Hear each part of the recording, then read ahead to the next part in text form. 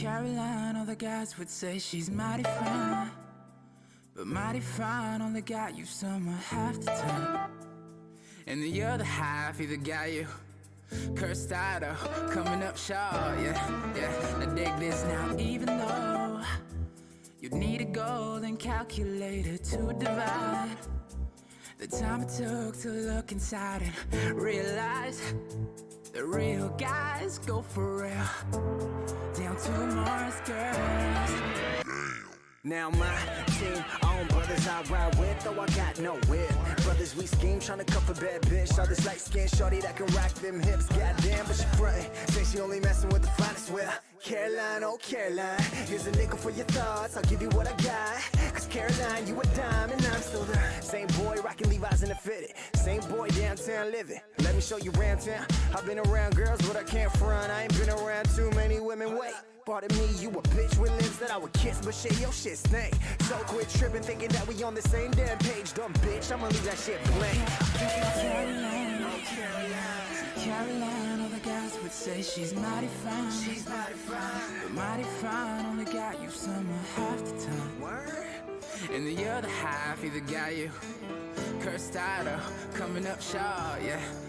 Now dig this now, even though you need a golden calculator to divide the time it took to look inside and realize the real guys go for real, down to Mars girls. Work. I know you like to think your shit don't stink, but lean a little bit closer, see that roses really smell like ooh, ooh, ooh. Let it vibe like roses really smell like ooh, ooh, ooh. Let it vibe like vibe out like I know you like to think your shit don't stink, but lean a little bit closer, see that roses really smell like ooh, ooh, ooh. Let it vibe like roses really smell like ooh, ooh, ooh. Let it vibe like vibe out like Little rascals all grown, from the fights and stitches, from the bikes to a car that's tinted, where I fucked Veronica but she won't admit it, cause I fucked Betty too, I'm just Archie with it. But you let me on, after you was underneath with my leather on. Too many games, I'm guessing if you play too many games, it's bound you'll get cheated on. Cause she looking like a rose, but damn you a thorn. Since you got a halo, goddamn you got horns. Fuck it, we gon' keep the drinks pouring, plus the cup the new broad. And she foreign, yeah she foreign, she ain't local.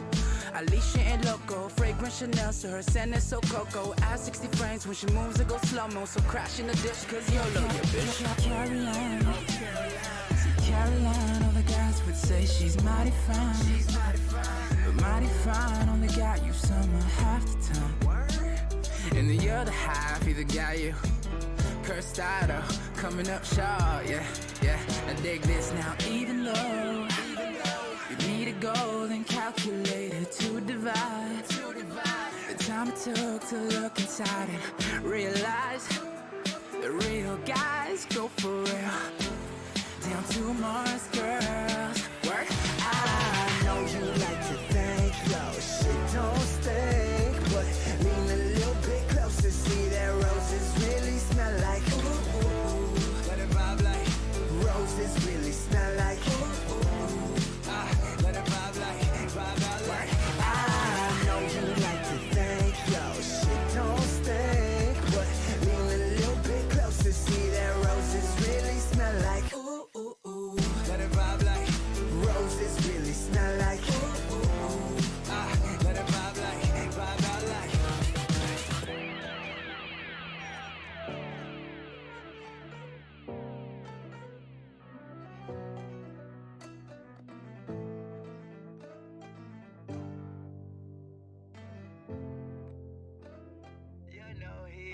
so don't act like it, and please don't treat me like I'm your sidekick. Cause I watch TV, I see how life is, and it's not easy, but still I'm right here, screaming I'm good, I'm good, I'm good, I'm good, yeah.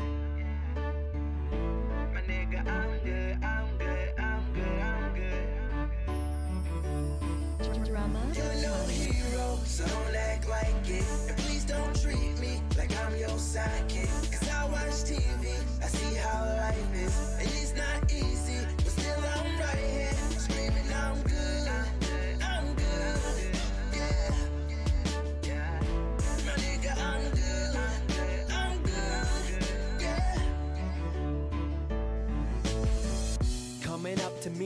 still making music, man?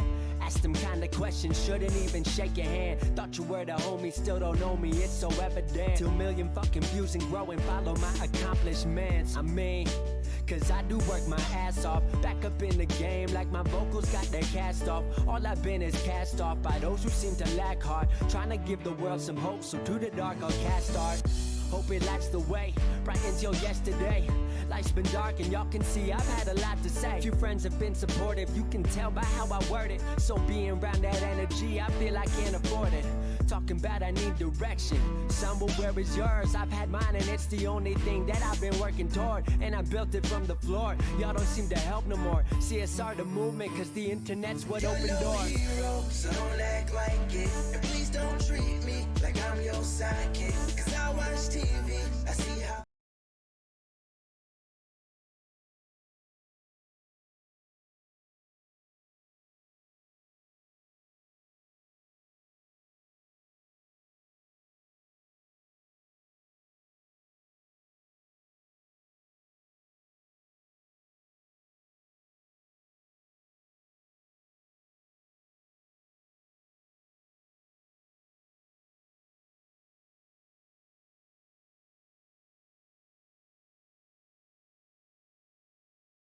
very, very pleased to bring you new episodes, new people each week. This week, I have a very, very special guest. This is somebody who I've called a friend and a mentor now, and we've gotten to know each other so fast and so well in a short period of time. This is Shannon Marks, guys. He is an absolute legend. I'm sure he'll talk a little bit about himself, but let me just give you a quick breakdown. He's an entrepreneur and a strategist. He's been pioneering the digital technologies and building groundbreaking products for the last 20 years. His early work in digital platform development and global brands honed his ability to lead high-performing design and engineering teams in unconventional environments. His experience and unique perspective allow him to transfer disruptive tools and methods from one industry to another. He is focused on helping founders and leaders achieve their goals and reach their full potential through real-world scenarios, sharing practical information learned from years and years of developing brands and businesses. Shannon, welcome to the Wiseguy Chat. Thank you so much for having me. This is awesome. It's really exciting to be here. Awesome. And, fun fact, Shannon is a Wiseguy member. He's in the chats. We've seen him around. He's hiding there, picking up some tips and tricks. 100%. It's amazing. So Shannon, absolutely.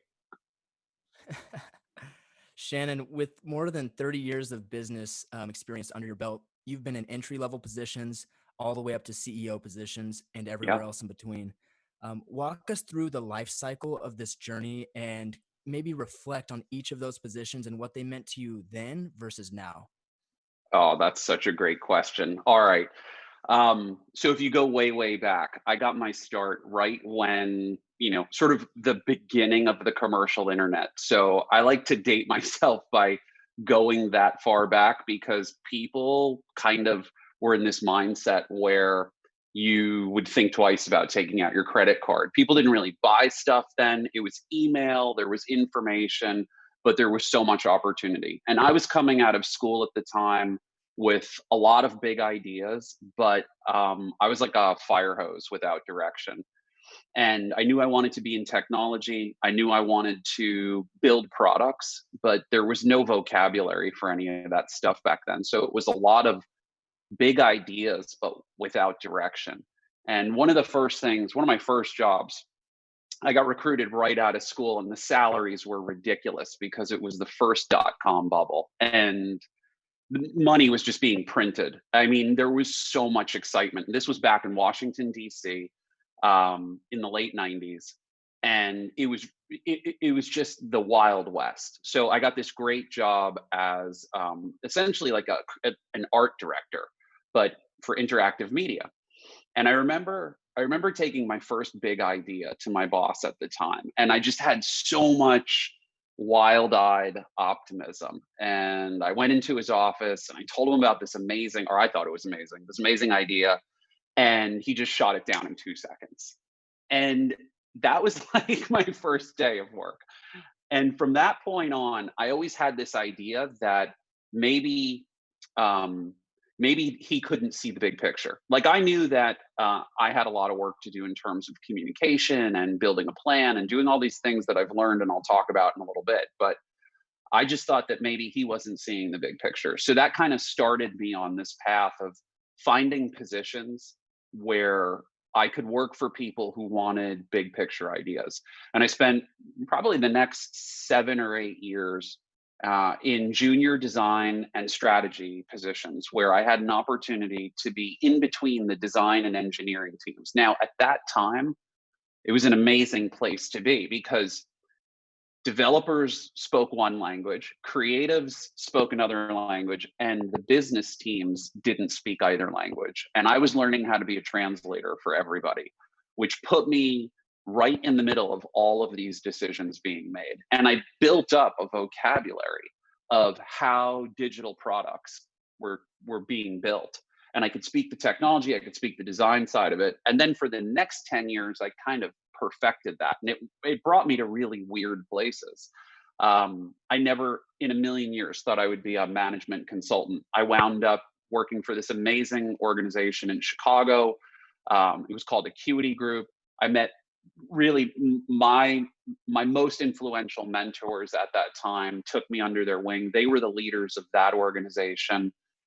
They also kind of treated me like their little brother, which was good because I'm the youngest of 4 boys. So I was in the little brother position, which was kind of comfortable for me. But what I wound up getting exposure to was a lot of the executive decision making that they were going through every day. And then they got acquired by Accenture. And when I saw that, and when I saw that transition, what really big business looks like and what mergers and acquisitions looks like, and what it means to build a business from 50 people to 5,000 people. That business that I was working for wound up getting acquired for 350 million and became a part of Accenture. And from that point on, I had a very clear idea of what I wanted to accomplish with my life. And from there, I did more work in management consulting, Accenture, some work with McKinsey, Boston Consulting Group, Bain, all of the big consultancies. I learned a lot there. I could bore you to death about what those environments are like. They're amazing, amazing businesses, but they go really, really deep on strategy. At that point, and this is now maybe, 15 years ago, I decided to go out on my own with my first entrepreneurial endeavor. And that was made boards. And we decided to go, I'm a surfer and a windsurfer, always have been, decided that I wanted to take 3D printing and surfing and combine them. We were able to design, print, and ride the world's first 3D printed windsurfing equipment and surfboards.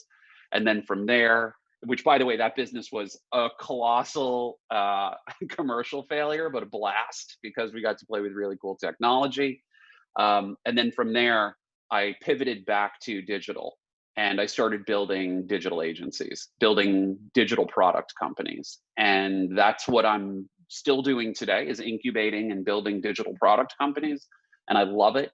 And it's given me an opportunity to operate at all of those levels that that you just talked about, and everything from day one through that journey to CEO has really conditioned me for the volatility that we're existing in right now with the pandemic and with just the pace of innovation and technology. So that's the short, long version of my story. Awesome.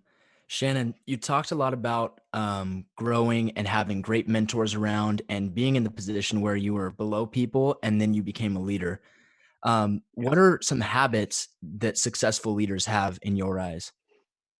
Oh, that is such a good question. So a couple of things come to mind. Discipline above all else. When you think about meditation, and when you think about meditation, like big picture, right? I always wanted to be good at meditation, and I would sit down and I'd cross my legs and I'd close my eyes and I'd focus on my breath, and 3 minutes later I was like, this doesn't make any sense. I can't stop the thoughts bouncing around in my head.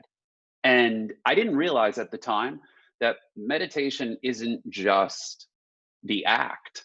It's it's that idea. It's the idea that like you have to actually slow yourself down.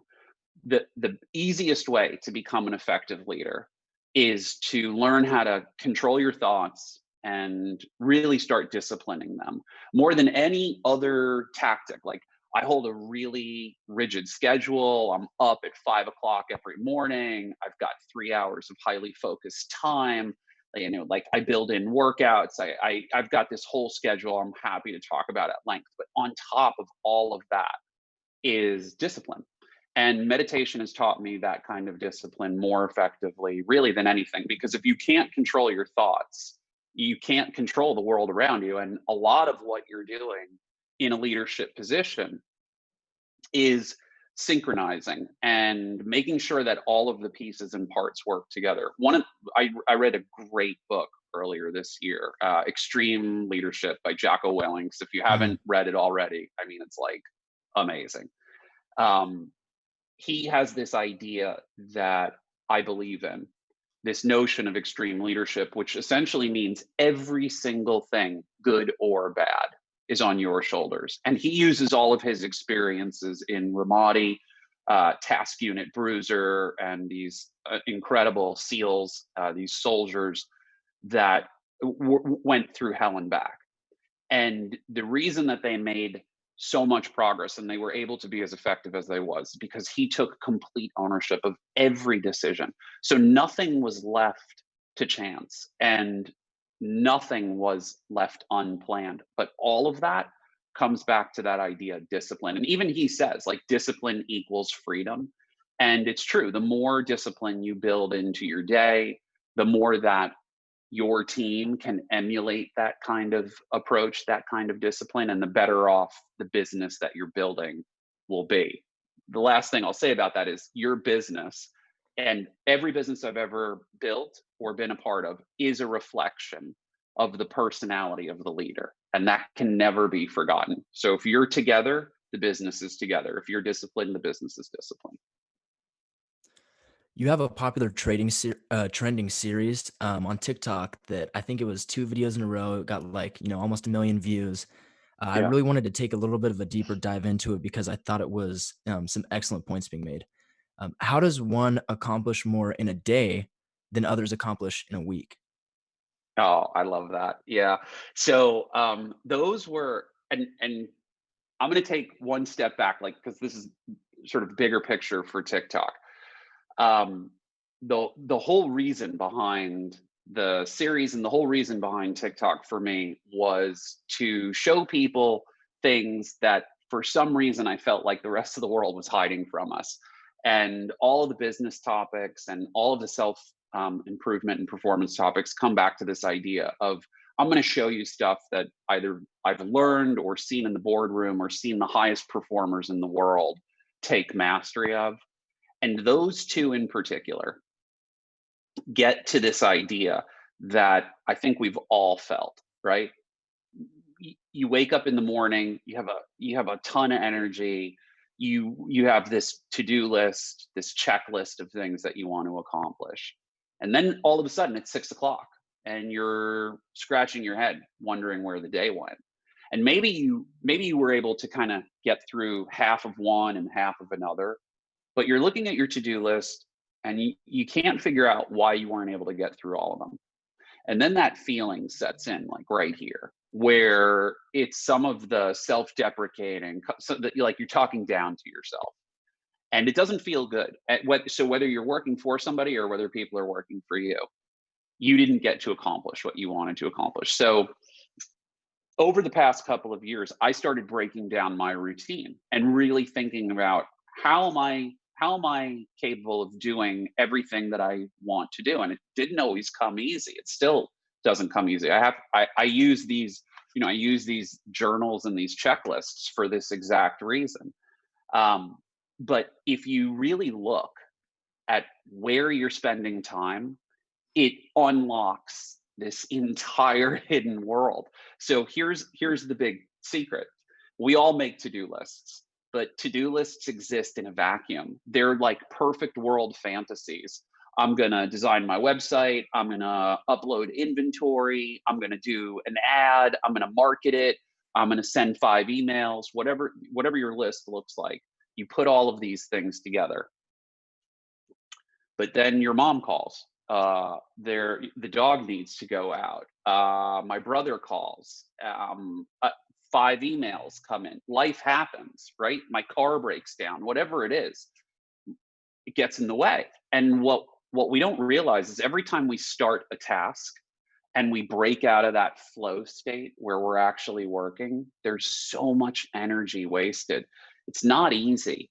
And all of these things get tied up into procrastination, and why sometimes it feels like it's difficult to even get started with your day or get started on a task. It's because that energy is a rare natural resource. So I started looking at where I was wasting time and spending time rather than just trying to write another to-do list. And what I realized was if I wrote down every single distraction as they happened. So if I was working and my mom called, and say, okay, 10 minutes, mom called, 15 minutes walked dog, 20 minutes had team meeting, 5 minutes had a cup of coffee, 15 minutes, so on and so forth. What I was seeing is that at the end of the day, it was like 2 hours and 45 minutes of wasted time. Or just time that could have been used for something else. And once I did that for about 2 weeks. I saw these patterns emerge, and it allowed me to redesign my calendar, to put a calendar together that squished together all of the work that I wanted to do, and then created time for all of these other things, at least the ones that I could control. So I could turn my phone off. I could close, the Chrome tab with Gmail in it. Slack got shut down. Discord's turned off, except if there are 4 to 8 alerts, then Discord is not turned off. but I'm doing my best.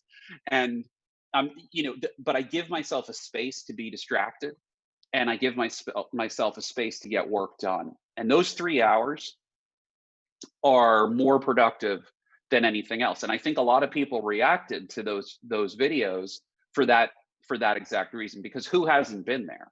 Who hasn't looked at the end of a week thinking, gosh, I thought I was going to get so much done this week, and at the end of the week they didn't. And I just want everyone to rise to their full potential. And it's a really simple and effective way to do it. And I promise you, if you do that, if you take those 2 weeks and you write down all of those times that you could have been doing something else, and you see where those patterns are, the following however many weeks you practice it, 4 weeks, the rest of your life, whatever it is, you will see an immense increase in your productivity, and you'll feel amazing at the end of the day. And to me, that's really important. So that's that. Yeah. Yeah, no, well said. I do have a follow-up question. It's a little bit of a zoomed out, bigger picture question, and your answer may be the exact same answer that you just gave, or it could be different. But one thing that I see with entrepreneurs, especially entrepreneurs that are coming of age, and then coming into their teens, adulthood, and then the wife happens, the kids happen, the I need to have a 9 to 5. How do I support my family happens, and then they have these ideas, and then they want to get them accomplished, but they can't. So these entrepreneurs are getting stuck taking the next steps. I'm just wondering what your thoughts are on some solutions to get you from your starting point to your ending point. Yeah. Wow. You're absolutely right. Life happens, and it gets more complex every day. Every day. I just read something a couple of weeks ago that basically said, this moment in time is the least complicated your life will ever be. It's for everybody that reads that, whether you're 5, 15, or 50. This moment in time is the least complicated your life will ever be. But again, that doesn't necessarily factor in practicality, realistically, right? Like, so let's say you've got a million ideas and you want to break free of your 9 to 5. This is something that I've talked about previously as well. So, and it's important that people understand there is a path. If you have an entrepreneurial vein and you're set on going out on your own. I want everyone to think about this. Um, I was shaped by the 2008 financial collapse. That's really when I realized that's it. I'm going out on my own. This is while we were at Acuity Group. This was pre acquisition. This is before Accenture bought us, and this was a big company. And like I said, the people running it were awesome. So the financial meltdown starts happening, and they had to do what they call reduction in force, right? Layoffs and big open floor plan. Every day, one or two people would get a phone call at their desk, and you just see them kind of slump over. And they'd get up, and as soon as they made eye contact, their eyes would just well up because they knew there was, it was happening so consistently. And I just thought from that moment on, it's a fallacy to think that a 9 to 5 is more stable or secure than going out on your own. And I'm a huge believer in entrepreneurial endeavors. I'm a huge believer in everything you do. I'm a huge believer in the power of an idea. And it really is this leap of faith. So the first thing is, I like to remind people that when they're thinking about starting their own businesses, there are no guarantees, but that's actually in your favor. Nothing is guaranteed. Not for Apple has to show up every day and work harder tomorrow than they did today because there's someone else designing that next product and they're looking at Apple as their target. So everybody's got that on their shoulders. Practically speaking, I think there are ways to make the jump. And I think it to your point, it does have to do with the last answer. Creating that time for you to build your business, to take those first steps, whether it's planning, whether it's designing the product, getting your website up, building TikTok, building Instagram, building your audience, building your followers. We often get overwhelmed with the idea that that has to be a 24-hour-a-day gig. Doing 1 hour of that work every day adds up. One of my favorite things to do is just to think about things at scale. This sounds like complete dork fest, but just the other day I was thinking about how much time we spend on social media. For anyone that's sitting in front of their computer, just multiply 20 minutes times 365. I think the answer is somewhere in the 7,000 minute range or the 140 hour range. That's just 20 minutes. That's conservatively speaking. So if you took those 20 minutes and you had 7,000 minutes of work for your side hustle, for your big idea, just think about how much you would get done. Now double that or triple that, and you're up at an hour. And that hour, 365 hours a year, even though it might not be as satisfying as saying, I'm the CEO now, I've got my own gig, I work for me, it will get you there. And it will show you what that grind looks like. It'll be the reward that you are waiting for. Like I always say, success is not an outcome. It's the result of crushing a day, grinding it out, and feeling amazing about what you've accomplished. And that is priceless. And by the way, that will come with a paycheck. When you're grinding like that, it will come with a paycheck. So always look at, find ways to master the 10-minute window, the 20-minute window. You can get so much done like that. It's not always perfect. It's not always easy, but it is super, super effective for getting your business off the ground, getting your side hustle going. And you'll see, just add up those minutes. Yeah, that's an amazing point. And I just want to touch on that a little bit too, because what he's saying is, it's so true, guys. And I know that a lot of people get lost thinking, I'm not an entrepreneur. I've never had a great idea. You don't have to be an entrepreneur to add multiple income sources. So when we're talking about creating a side hustle and, adding that hour a day that you're consuming, social media, you're either a consumer or you're producing the content. I found myself consuming way too much content. it was educational and I knew that it was going somewhere. But the second that I made that pivot and, and decided, hey, maybe I'll create something and explain, all this stuff that I know, we turned Wiseguy Investing and Stock VIP. We created multiple businesses and one of the largest accounts for finance on the largest app in the world. And this is all in 6 months, guys. So, and that's not to brag, but it's to show you that you have the time. You're already sitting on your phone. Use that time to find something that interests you, build around it, learn more about it, and become a master at it. And you can create anything. And I literally mean anything. If you're into trading cards, create a program about trading cards and how you can buy them on the low, how you can plot outside of Target and grab, the packs that are coming in. There's so many ways to create businesses around what you love. And yeah, it's just amazing points, amazing points. Let's zoom back a little bit. I want to make it. I was thinking about something that was so interesting to me. You and I have talked on multiple occasions. There's two things that you and I have in common, right? Well, maybe three. We're both entrepreneurs. We both love the movie Interstellar with Matthew McConaughey, Yep. and we both love Tesla and the CEO Elon Musk. Yep. On the surface, those two things seem very separate, right? A movie and a high functioning CEO, overlord that's just on Twitter making memes. But as you dig deeper, I think that there is something that's underlying there. And maybe it's that they're both masters and masterful in a way, or maybe it's that they inspire us to think bigger. Touch on that a little bit. Yeah. Wow. So one of my favorite quotes, and this actually is something I just read a few days ago, and I think this applies to Elon. If you let it, right? Amateurs built the Ark, professionals built the Titanic. That, like, I read Mm, that and that just kind of blew my mind. And for every entrepreneur, that is liquid fuel exploding rocket launch. That's it. Like, amateurs built the Ark, professionals built the Titanic. You can just let that imagery fly. And I think that's exactly what is so inspiring about Elon and the massive things that he did.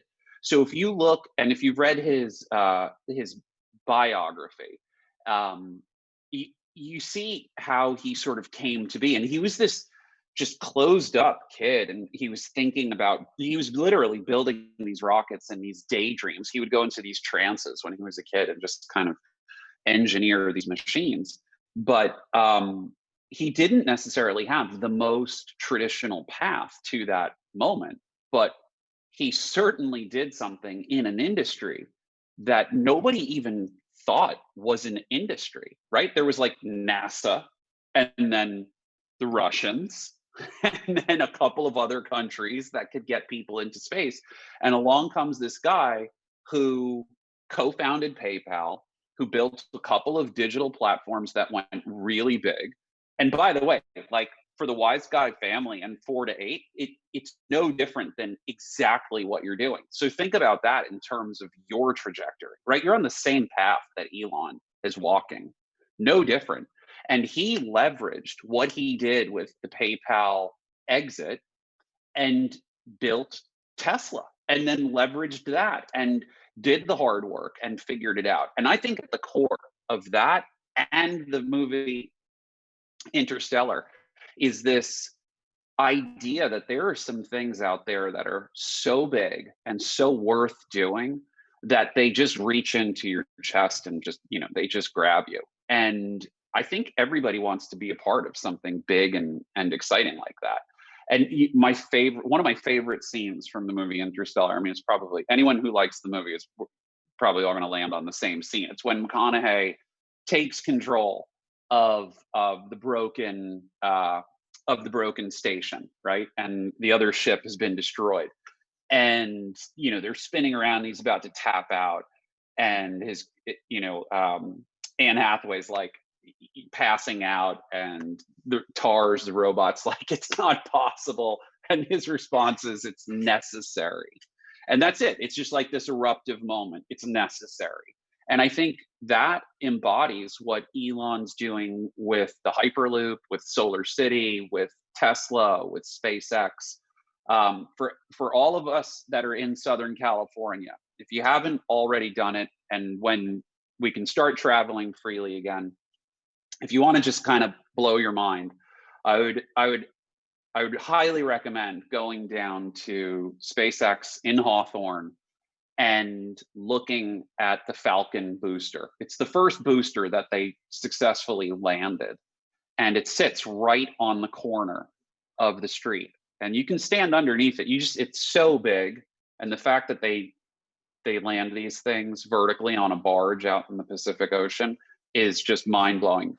But when you turn around, there's this like 2-mile long tube that literally looks like somebody duct taped together some PVC tubes, and that's their Hyperloop.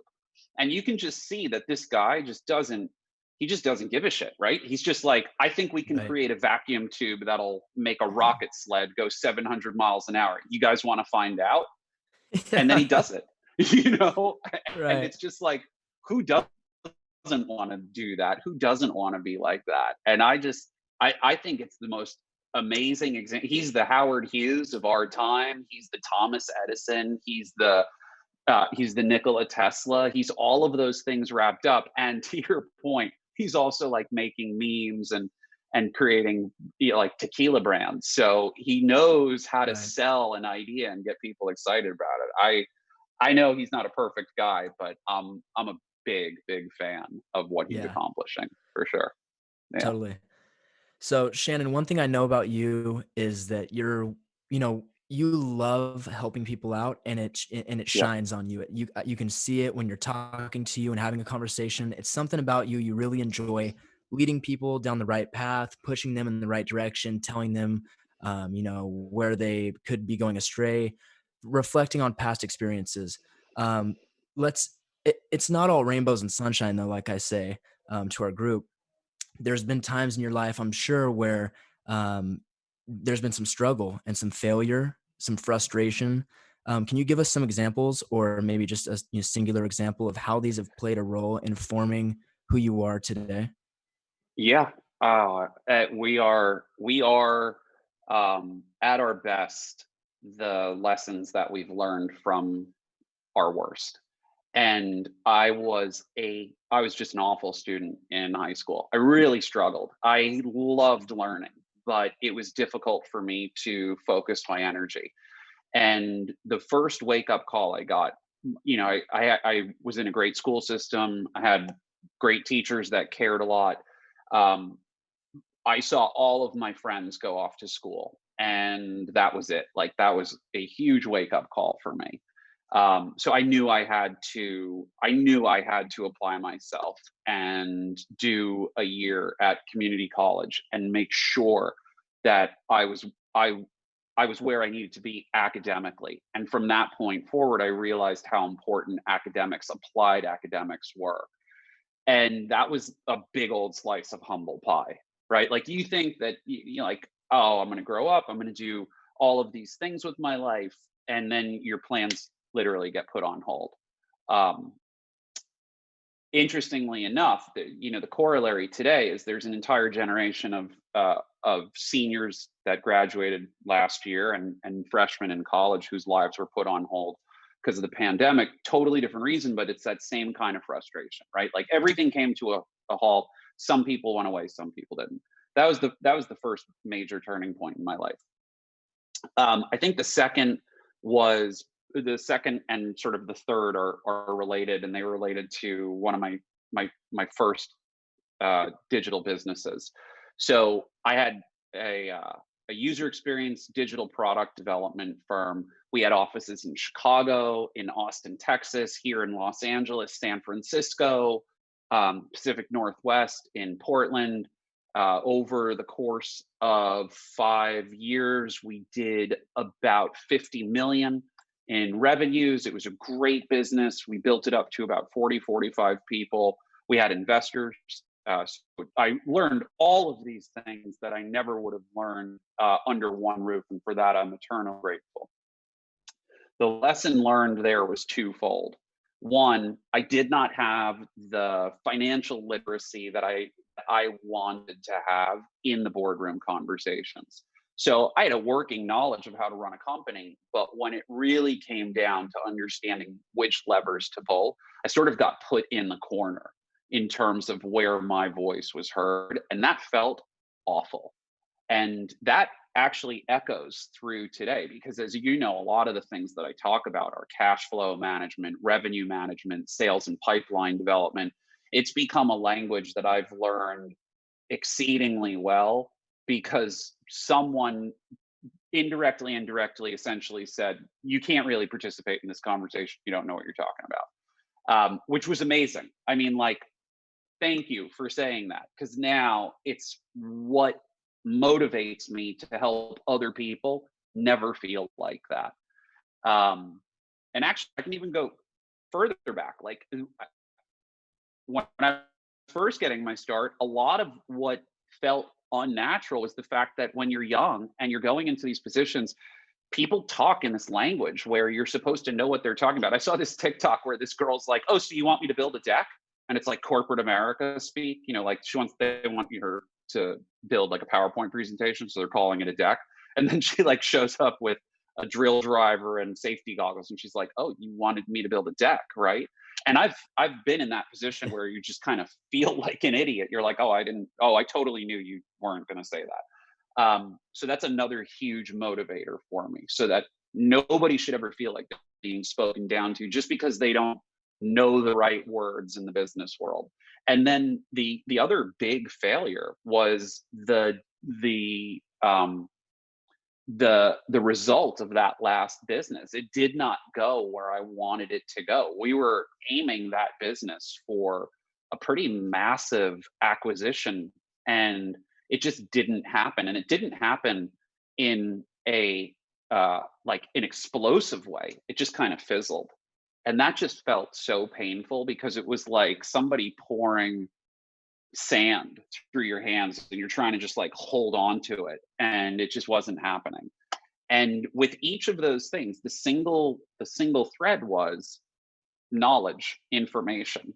It always felt like somebody was holding back a piece of information, and what I realized is it was me. Like I was holding back the information.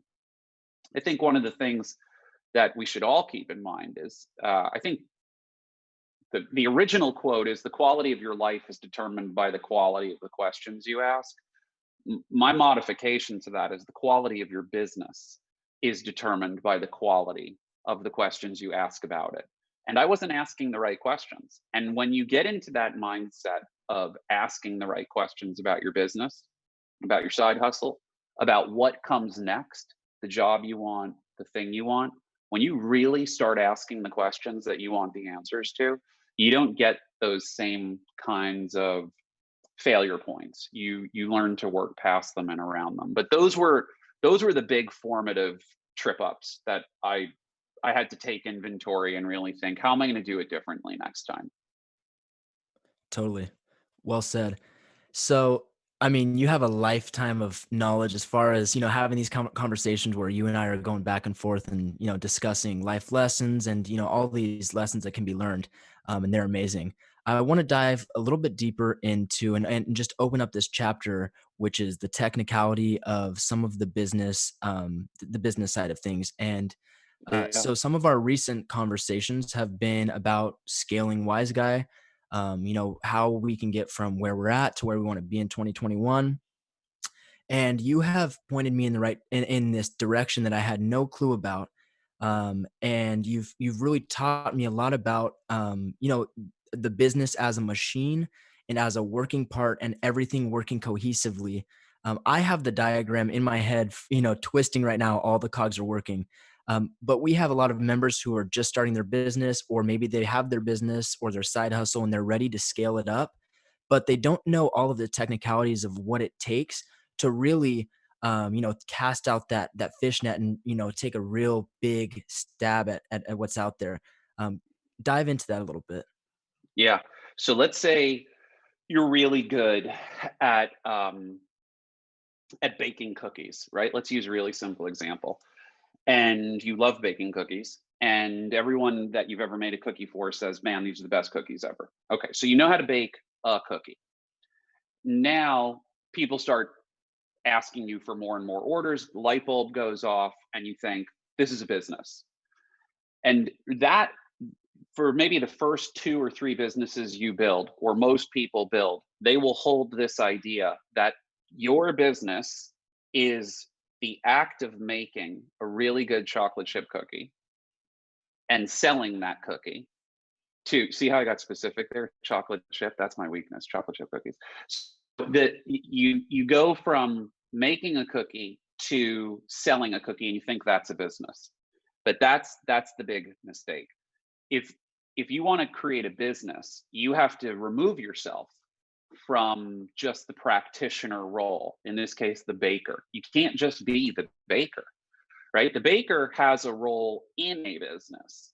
And what most businesses are, especially startups and side hustles, they are the scaled, the bigger version of a thing that somebody knows how to do really well. So that might be making websites, making apps, providing a platform for, like creating a dating website, creating anything you can think of, or all of these physical product ideas.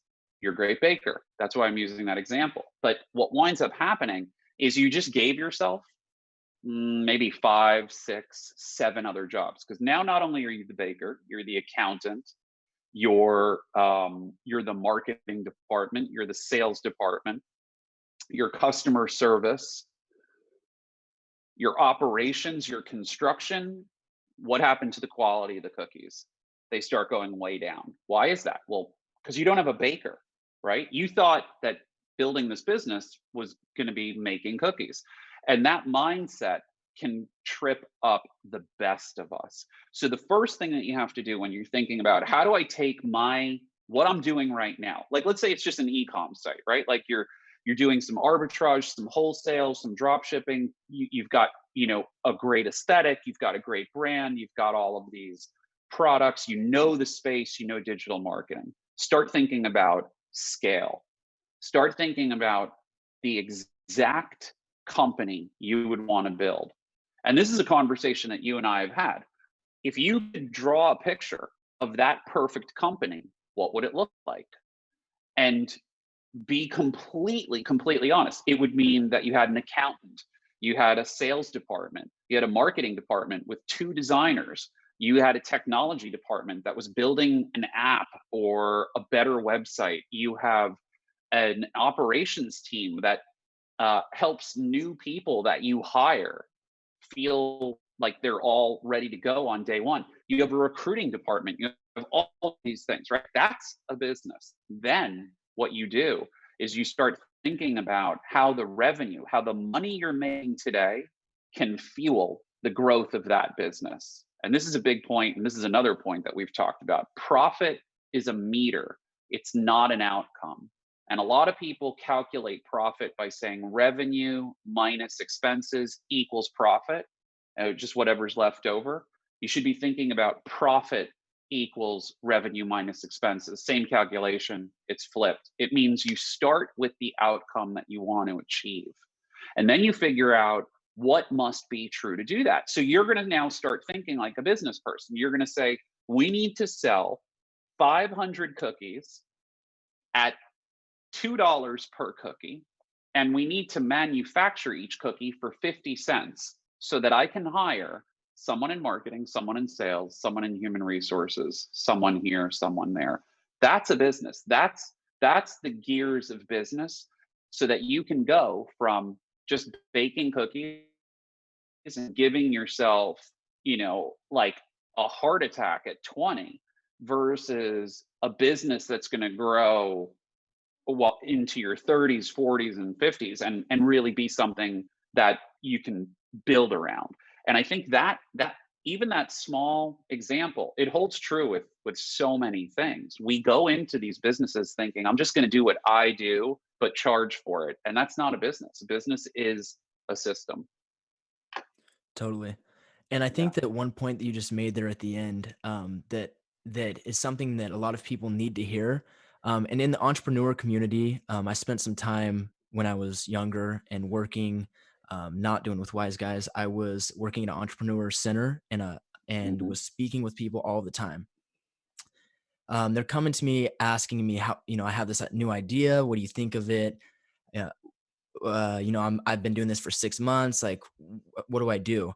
And I'm listening and I'm thinking to myself, man, that's a really bad idea.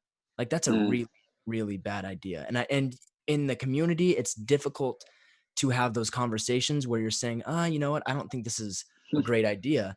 And sometimes it's for the best that you don't say that because it can hurt somebody's feelings. We're worried about that kind of stuff.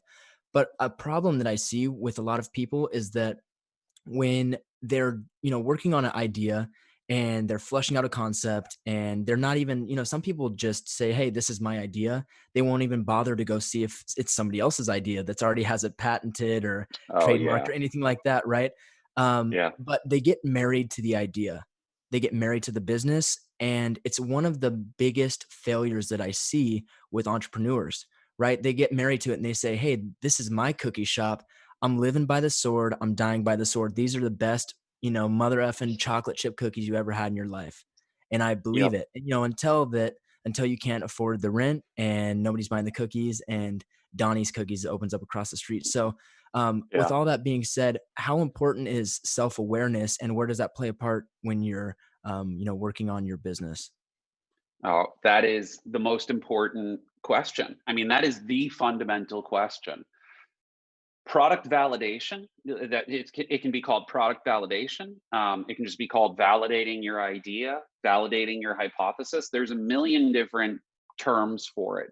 But that self awareness that you just described is the difference between a business that exists to solve a problem and a business that exists despite a problem. I think the best businesses are an answer to a problem, um, and not everything is like a clear cut problem. Like just using the cookie example, hey, there's nowhere to get cookies in this town. Let's go build a bakery. But you can have your own version of that. The way that you avoid that scenario that you just talked about, looking at all of those entrepreneurs, working with those entrepreneurs, and thinking to yourself, gosh, this isn't really an idea that you can build on.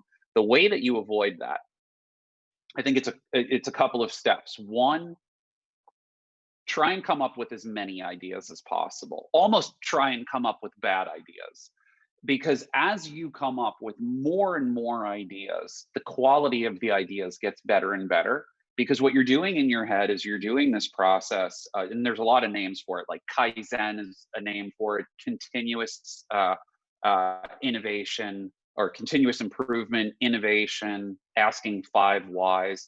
Those are all fancy names for asking a a looping question. You know, is this cookie good? What makes this cookie good? What kind of ingredients make this cookie good? What kind of ingredients in this order? Those kinds of questions make sure that you're getting to the right product. But this idea of going into business without really knowing what that is ignoring the fact that if you just ask people some questions about your business, they will give you really honest and helpful feedback. Now, this is a double-edged sword. You know, like we all know the Henry Ford quote, if I had asked people what they had wanted, they would have said faster horses. So the innovator's lightning bolt idea is so important. Like you as the inventor of your idea are the vision holder. Hold on to that part, but ask people what they think about it and take their feedback and make sure that your idea is working towards solving a problem. And you can do that really easily today. You can run surveys on Twitter, right? You could just quick little binary surveys, multiple choice surveys. You can do things with like SurveyMonkey or Google Forms and put out surveys. They don't have to be complicated. They can focus on, you know, what is this missing? What would you add? How would you describe the experience? Send it to as many people as you possibly can. Give them an incentive, like give them a reward for answering it. But get as much feedback as you possibly can, because people will give you, they will offer information that you weren't even asking for. that could unlock something about your idea, about your business that you hadn't previously thought of. But again, it's not the singular idea. It's how you as an inventor put those ideas together. And I promise you this, if you're an entrepreneur, if you've ever laid in bed at night thinking, I could do this, but I'm scared, or I could do this and I think I could do it better than this other company, it's not going to be your only idea. You're going to have so many ideas. Your true talent is that you're a conductor. You're going to bring these ideas together, but you have to know how and when to solicit that kind of feedback. And I'll tell you this, like those companies that I used to work for, the biggest digital agencies in the world, the most expensive management consultancies in the world, they are charging companies thousands of dollars per hour to do things that you could do on your mobile phone, on your mobile device, on any phone, put a survey together, tweet it out, get feedback. And you could do that for $0. So like what you were saying earlier, like you can build businesses. And you were tweeting about this earlier in the week, like with an iPhone in your hand, you could build an empire. So these are the tools that you can actually use to make sure that the idea that you're putting out there is worth something. I think it's great. Absolutely. The iPhone tweet, it went viral. And so let's pivot Yeah. towards that. So you have a background that is extensive in marketing and advertising on a macro level, from my understanding. Is that correct? Like on a big scale. Yeah, that's correct. Right. So we don't Yeah. have, I wouldn't say that we have too many huge people that are on your scale. But with those concepts that you've learned, can you bring them down to a molecular level, if you will, Yeah. and share that insight that you've learned on this bigger scale to somebody like, myself or anybody in our community who has a store or Amazon or, anything that they're doing, trying to sell their jewelry online, take those large scale concepts and bring it down to our scale? Yeah. Well, first, I'm going to give you like a cheat code for all of this. Read the 22 Immutable Laws of Marketing, and you'll have a blueprint for how the biggest agencies put their ad campaigns, their marketing campaigns, all of their advertising and marketing comes from these principles. The 22 Immutable Laws of Marketing. I think it's by Jack Rees. That's the first thing. The second thing is the process is always the same, and we kind of just covered step one. Once you have your idea, the first step is validate the idea by asking the right people the right questions. The second step is making sure that idea can survive the first round of questions, right? So if you want to know, is your app any good? Let's make it about a digital product so that this goes all the way through digital.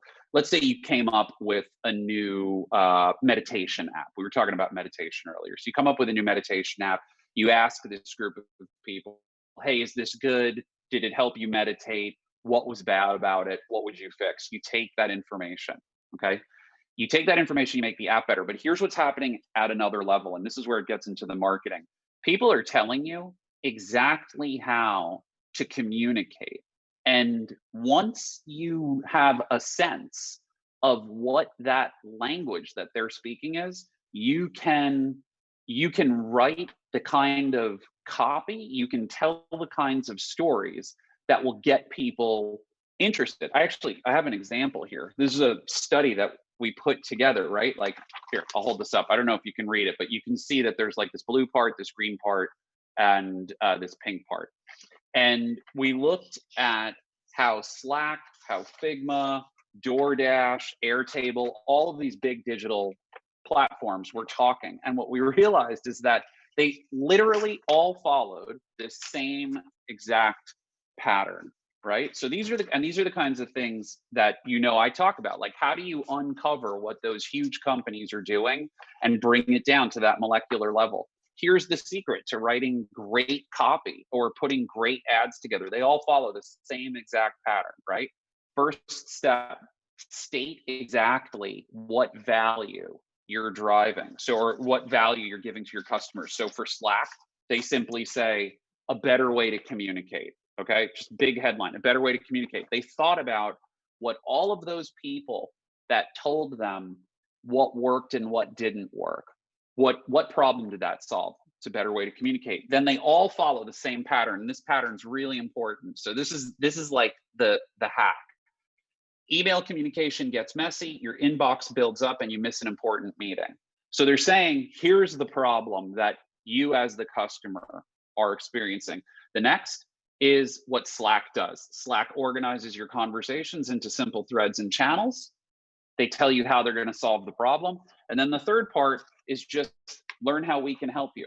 Whether it's cookies or whether it's a meditation app, if you follow that framework, you're going to be able to communicate with your audience in the same way that those big agencies do it. Now, here's the other part. Let's say you understand who your users are and what they want, because you've done a little bit of this surveying. You made your app better. And then you want to really figure out how to look at that audience through data. This is my favorite part. This is the part that has always just blows my mind and always will. So what you do is you create a landing page, just a single page website. And you can use, there's a whole bunch of tools out there. MemberStack, I think it's memberstack.com. It was memberstack.io. It's very simple, drag and drop editor. You can put that marketing language that you've created and a magical little email sign up form on it. And then you can go and you can buy some Google ads and some Google keywords Google search ads and Google display ads. And then you can test which language does better. Is it better when your meditation app says 30 seconds or less and you'll be calm? Or is it better when it says, use our app for 30 days and you'll get more focused than you ever imagined? You test which ad drove more signups and which ad converted more people into paying customers. These are the same exact tactics that the biggest digital agencies, advertising agencies, like the product people that bring the services and the apps that we use every day, these are the same tools that they use. Those first 4 or 5 steps, knowing your audience, doing a little research, creating a simulation or a prototype of your service, enough so that people can see a screen or 2 of it, get them to sign up by driving them there with a couple of Google ads. You could do that entire thing for less than $250 and get some real data about coming back to your point 4 to 8. Is the business viable? Do people want what I'm selling? And do I have the data to back it up? Last thing, you could take that data and you could pitch an angel investor, you could pitch a seed investor, and if not get feedback, get some early capital, get some financing. If you've got that kind of data point, you're in the big leagues. Yeah, thank you for diving deep into that. So Yeah. it's about that time that we're going to open it up to questions from our audience. And thank you guys so much for sticking with us. This has been our most popular show by far. We've had thousands of people flowing in and out. So this is just amazing. So starting with some of the questions, I've seen 4 or 5 that basically are saying the same thing. And they say, Shannon, I'm 18 years old. I only have a couple $100s to my name. If you could go back in time and you'd be 18 and have, anywhere between 0 and a couple $100s, what would you do and how would you go about doing it? Yeah, I would, right now, practically speaking, I think I would do 2 things. One, I would look at that first few $100 as a leverage. It's a big lever that you can build your next idea off of. I would get into e-commerce. What you can do with arbitrage and drop shipping is phenomenal. There's really nothing like it. And I'm saying this with looking back 25 years. There's no better time to do that. And leveraging a platform like TikTok to market yourself, to get out and stand out is just unmatched. Now, that's the easy part. The harder part, and the part that I would really tell my 18-year-old self, no matter what, stay with that course for a couple of years. You would not believe how many good ideas get derailed really quickly. And this is important for everybody to hear. The people that love you, the people that are closest to you, always want to protect you. If I go back to my 18-year-old self, my brothers and my parents probably would have told me, dude, what is e-commerce and what are you doing? Like, why would you do that? You need to focus on school. You need to focus on getting your grades up. You need to do all of these things. Sometimes that's really good advice, but sometimes the people that are closest to you aren't giving you the advice that entrepreneurial spirit needs. And that's important. You got to balance those things. So those two pieces of advice specifically, if you're already in e-commerce, I think stay there, get really good at it. Reach out to me. I am like we were saying before, I love talking about this stuff. I love helping businesses grow. I'm here to help people figure out how to do those kinds of things. But guess what? I'm not the only guy. There are thousands, if not millions, of people that could help you do that. Build that business. Few hundred becomes a few thousand. A few thousand is your launch pad for your next thing. And the reason that it's important to stick with it for a couple of years, think 24 months, is because it is an MBA that will pay you. It completely flips the equation. Everything that you need to learn about business, operations, logistics, all of those things are going to become secondhand nature for you. I think it's a great way to get better at business and do it in the language of, the real world, like digital. So that would be, I would go back. I would tell my 18-year-old self to do exactly that. Yeah. What is your morning routine? Or let's fix that. What's your daily routine? All right. Okay. So I'm usually up at 5 a.m. I've got an alarm set for 5:15, but I try to will myself awake before then. It's weird, but it's like a thing I do. And it really is routine. So I just, I do the same thing every single morning. So I'm up at 5. I have my coffee ready. I try to, have the timer set on it, or I've got like the coffee cup and the grounds in there. I make my coffee from about 5:15 until 6:15. Reading. It's just it's just focused reading, whether it's one book or 2 books. I just spend 1 hour reading when I have the most focus, most energy.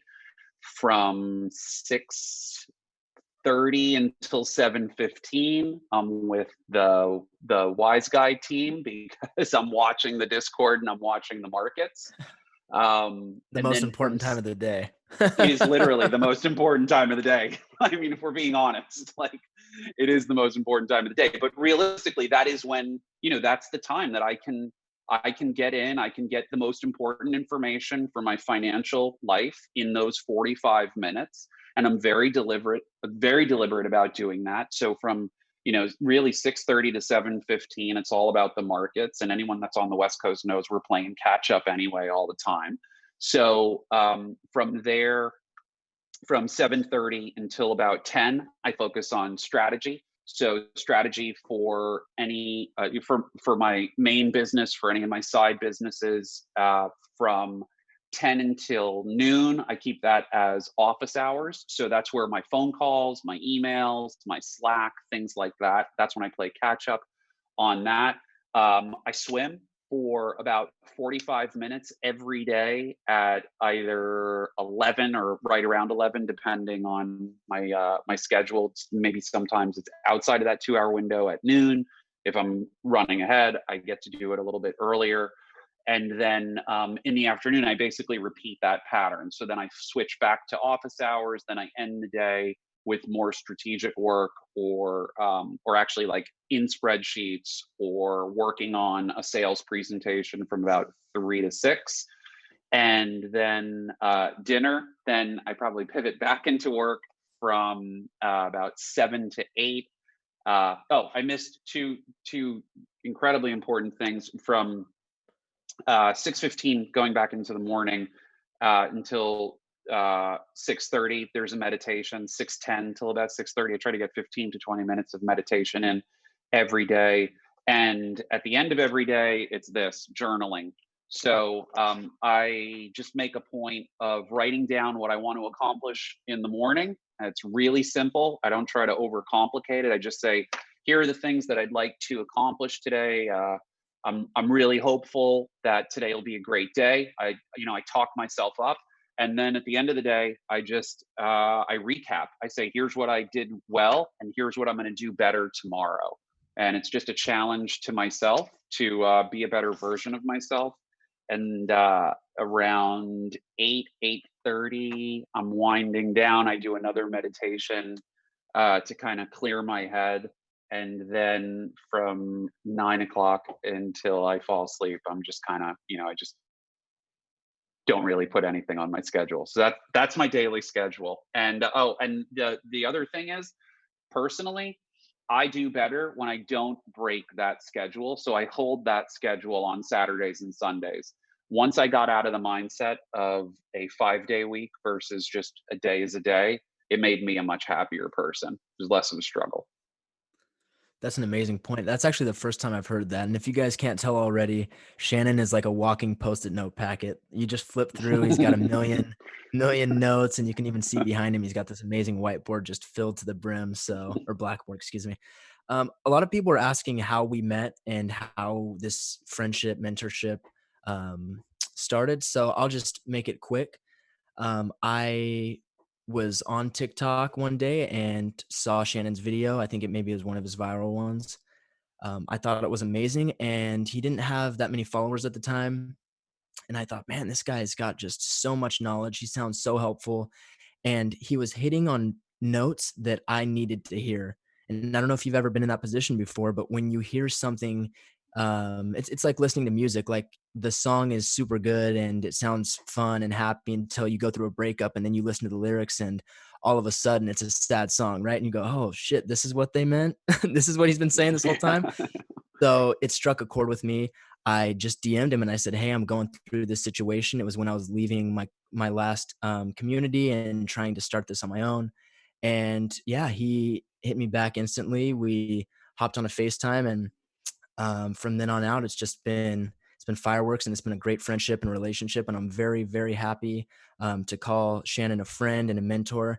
And not just myself, but like he was saying, he loves helping people out. I don't want to speak on your behalf, but you do have, and I don't know if this is still in your TikTok bio, but your TikTok bio had this like what was it? When you Yeah. clicked it, So it was like a packet. a couple of things. One, you're absolutely right. I do love helping people. In that bio, there's like 3 different ways to get in touch with me. If you email me, I'm going to email you back. If you message me, I'm going to work my way to the message, but you can email me, and I promise I will email you back. And then what I started doing is, like you were saying, my life is sketches, right? Like, visual thinker, visual communicator. If I write it down, I can build on it.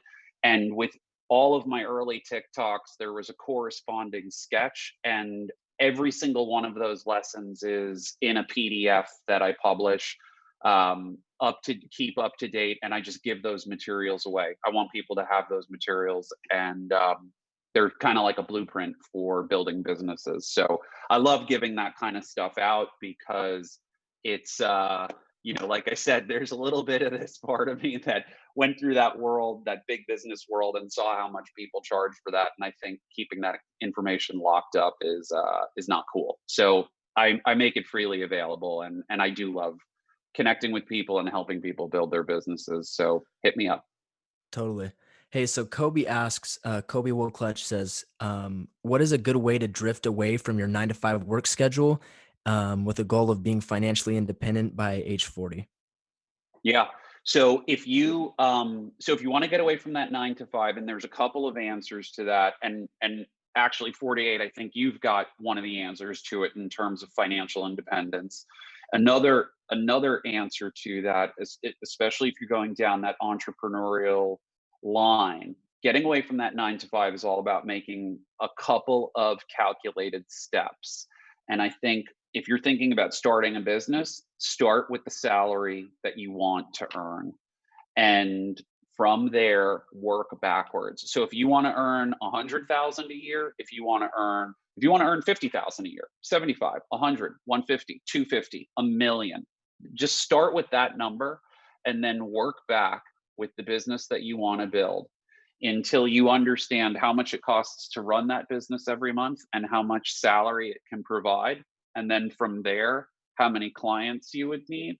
And then from there, creating that network. Network is so important. And I don't just mean like networking, I mean people that understand your brand, like what you're going to do with your business and what your business is, building it on Instagram, building it on TikTok, building it on Facebook, marketing yourself before you ever split away from a salaried position. And at a certain point, you're going to have so many of these gears built that you're just going to need to do one last thing, and that's kind of fill up the tank with gas. And that gas is your first sale, right? So if you're doing that, and if you do that on the digital business side, it's a little bit easier to peel away. But let's say you're doing that with a physical product or a service, you're going to have to find that time to sell and to split away. Now, if you're doing that and you're like 20, you've got time to do it. You should take your biggest risks before you really before you're 30, because from that point forward, it's not that you can't. It's just that, like we were saying earlier, the stakes get a little bit higher. There's a car payment, maybe there's a mortgage, maybe there's a family. But in your 20s, especially if you haven't done those things yet, you can take immense risks, and it's okay if the first one doesn't work out.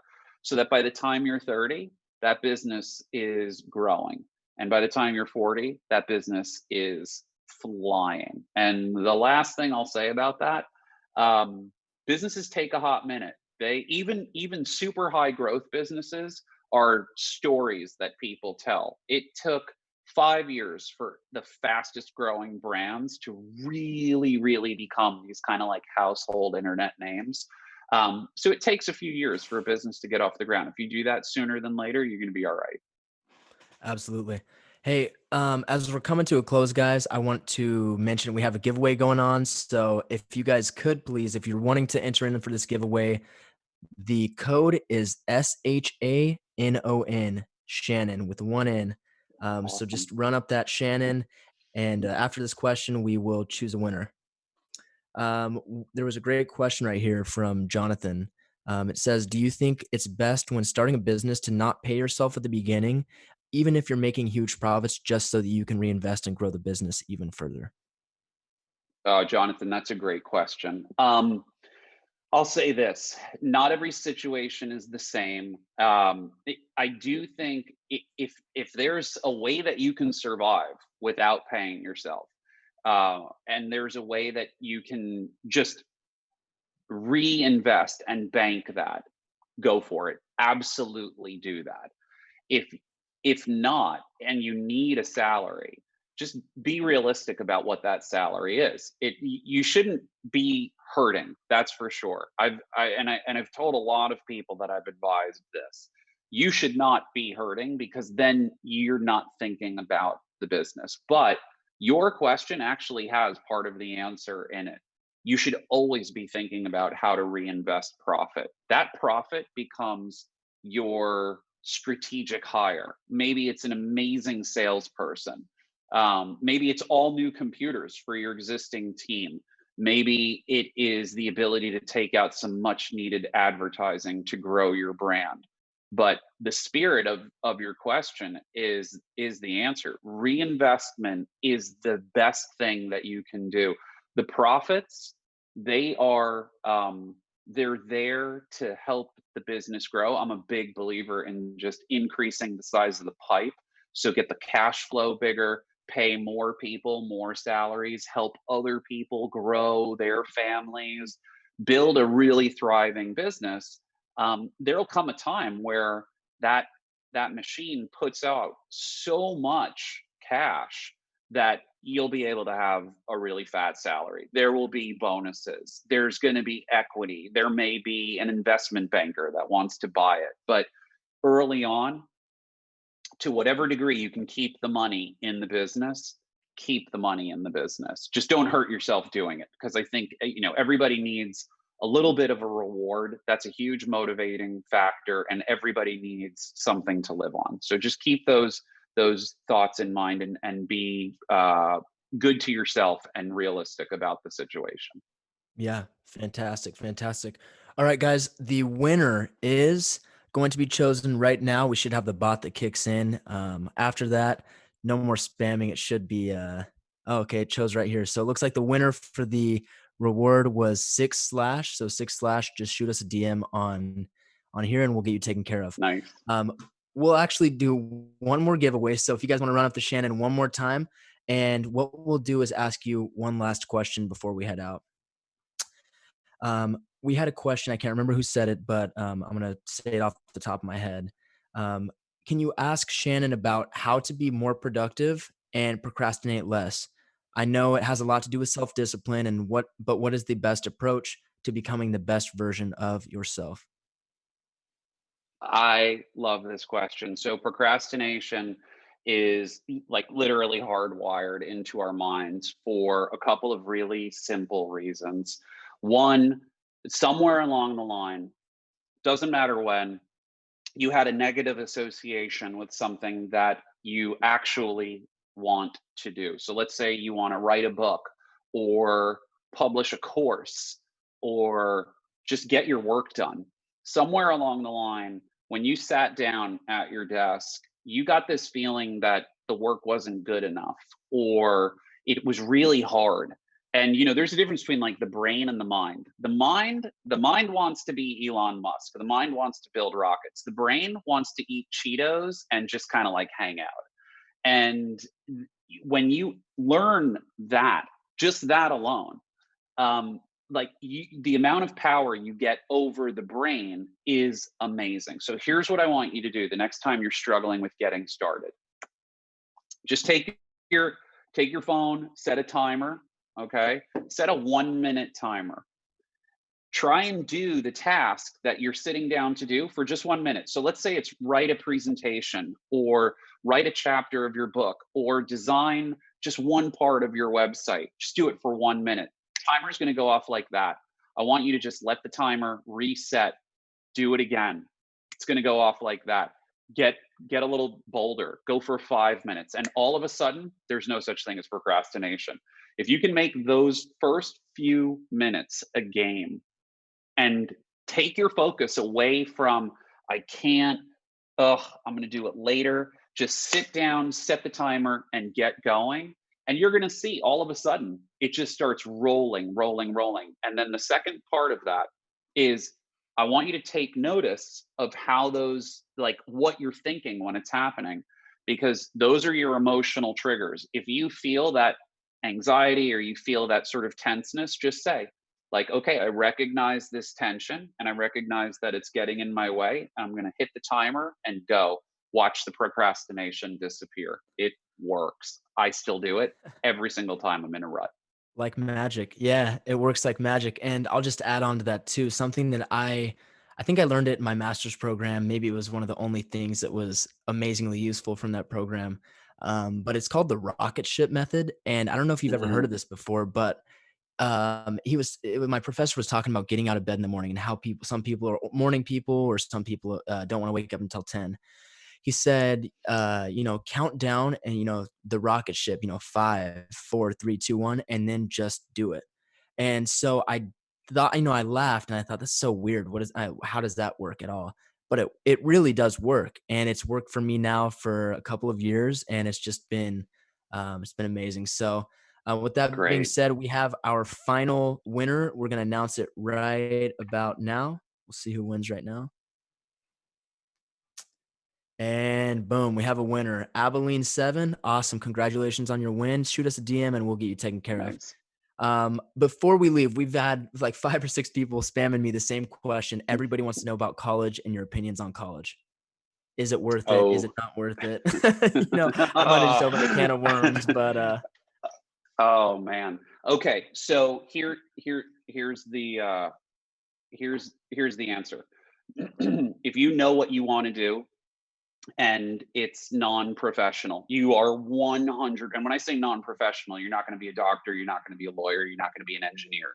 You don't need somebody to say you are certified in doing this thing to these standards. If you're not in that position and you know exactly where you're going, YouTube is a university. The internet is a university. You can be successful with the vast resources. I mean, half of MIT, half of Harvard is free online courses. You can get all of the information. So if you know where you're going, you're an arrow. You're your own bow. Just fire it and go off. I don't think you need university. Obviously, in the cases where you're going professional, you do. I think if you're on the fence, it's something that is, almost assumed, like you have to go to college in order to achieve these results. And I just don't think that's true anymore. I think if you want to go to school and you want a great education, you should start off, like go for liberal arts, learn how to learn. And that is, I think, that's really one of the most amazing things about higher education is you will learn how to learn. You will learn how to research. You will learn how to become a better thinker. That's critically important. But if you're going to school just to get to that career point, or just to get to an entrepreneurial career point, I think there are better options, honestly. And I think that's just the reality of the world that you guys are in right now. It's a lot different, and the barriers to entry are a lot different. I don't know that I would have gone through university knowing what I know today about where I am. The only caveat that I would put there is that there are critical skills that you can learn along the way. I just think the number of applications is more limited than it used to be. So it's kind of like a 50-50 answer. yeah. I think if you really know what you're going to do, it's not necessary. If you're going for professionals, then obviously it is necessary. Couldn't have said it better myself. And I want to close up by saying thank you to Shannon. This has been, Thank without a you. doubt, one of the best interviews or Wise Guy lives that we've had by far. You're such an amazing guest. You're an amazing dude. All of the knowledge that you have to offer is just incredible and vast and inspirational. Keep doing what you're doing and keep inspiring people like us to, work hard and achieve our dreams and hopefully be swimming laps at 11:45 with you. Well, I just that means so much to me. I'm so thankful for you having me on the stream. I appreciate this whole conversation. I appreciate everyone's questions, and just go out there, grind it out, and yeah, just keep going. Yep. I'm really excited. So thanks for having me. Amazing, amazing. Hey, one last time, guys, check the our bio. It should say all of Shannon's information. You can find him on TikTok at Shannon Marks. It's Shannon with one N. Find him on Twitter, Instagram, all of his social medias. We should be popping up here. So Shannon Marks is on TikTok, and then I think it's Shannon in space on both Twitter and Instagram. So Yep. be on the lookout, guys. There's going to be more collaboration. There's going to be more episodes, and you will be seeing more of Shannon. So thank you, guys, and we'll see you guys next time. Thanks, everyone.